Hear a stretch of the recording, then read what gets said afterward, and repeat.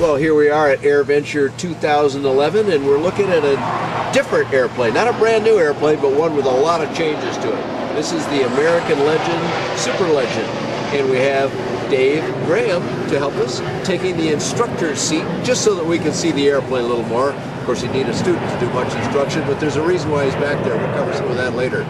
Dave, welcome, and tell us a little bit about, let's start off with the engine that really gives this airplane its name. You're using the Lycoming. Yes, we're using the Lycoming 0233. It's a 115 horsepower engine. It's a lightweight engine developed by Lycoming, especially for the light sport market.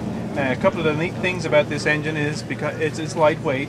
It's also got electronic ignition, and the real big news about this engine is that it's a multi-fuel engine, so it can use MoGas in it, and it can use MoGas with ethanol as well as avgas. The only minimum requirement is it's an anti-knock number of 91. That's the minimum requirement. Okay, so that's a premium unleaded for most people's thinking. Yeah, premium unleaded for most people's thinking. And here in Wisconsin, you can buy zero ethanol. So would that be workable too? I'm assuming. Absolutely, and also a lot of these airplanes go on floats. So when you pull up to a dock, the fuel that's marinas, yeah, the fuel that's available at a marina is also very suitable for this aircraft. Excellent. So that gives it a lot of versatility. So that's what's up front.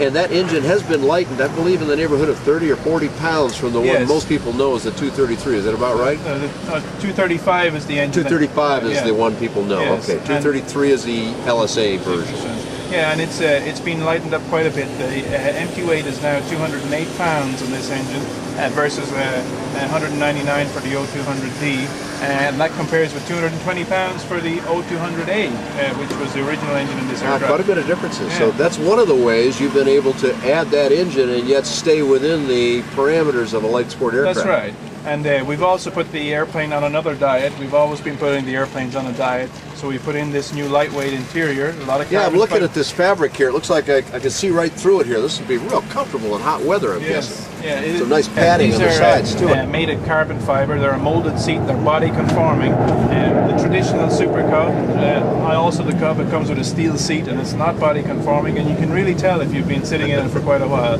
This is with the netting on it. It gives it great breathability, so you don't get that sticky back. And it's great for hot weather. It's very, very, very comfortable to sit here. And the front seat is adjustable for an engine? That's right. The front seat is adjustable 4.5. The back seat is fixed.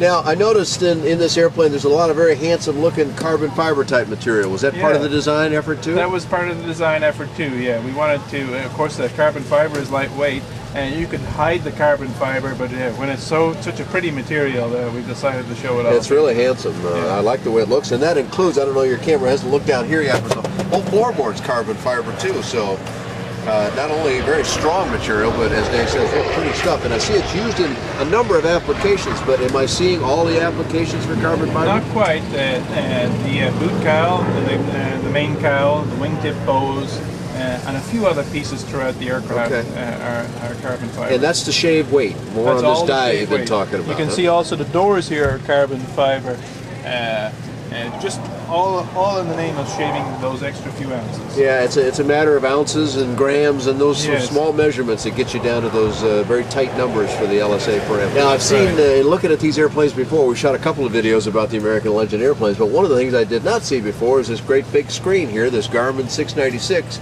Dave, you said you've had these in some other airplanes, but it's kind of common now, huh? It is, yeah. This is pretty much the standard package now. We have a day and night VFR package.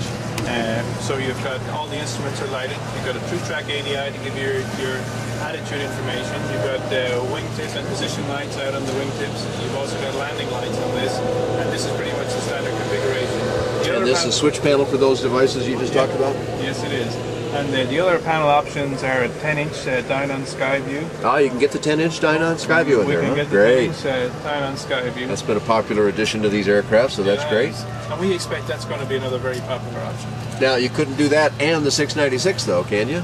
No, the 696 and the Dynon Skyview is a little bit big for this airplane. Well, this is a Cub, after all. Just how much of that stuff do you need? But it's funny, isn't it? You get used to this kind of equipment. Doesn't matter that it's a Cub-like airplane. You want all the good stuff in it, so that's cool. And people don't remember, you know, it's an 85 knot airplane. That's a little bit faster than your traditional 115. Quite a bit, actually, yeah. And you know, those have been flown all over the country, so it's surprising the trips that you can undertake with these open cockpit aircraft. Well, and you can land in some short strips, shorter than even before. These things slip terrifically well, and that's a cool aspect of them. But you got flaps on this guy. That's new, isn't it? The flaps is another new part of the Super Legend, and they're actuated from here, just on the left side of the cockpit, and they're at high level because our float handle is going to be at low level. Ah, that's why you're putting them up here. That's right. But what I'm fascinated by is that you're able to do this from the back seat. A lot of these tandem-seated aircraft have flaps, and the back seat occupant, if he wants to fly the airplane, has to tell the front seat pilot to do the work of the flaps. You reach that pretty easily. Yeah, it's very easy to reach. And I can see that you would be able to do that because looking behind Dave, I noticed that there's recoil 4-point straps on this. That's right. They're inertia shoulder reel harnesses, so you can move around the cockpit very easily with those inertia reels. Well, back there, as I looked at the recoil seat belts and the inertial reel seat belts, I see that you also got a wide open skylight all the way back. From here, if I was sitting in the front seat, which I'm pretty close to, I could see almost the entire tailplane.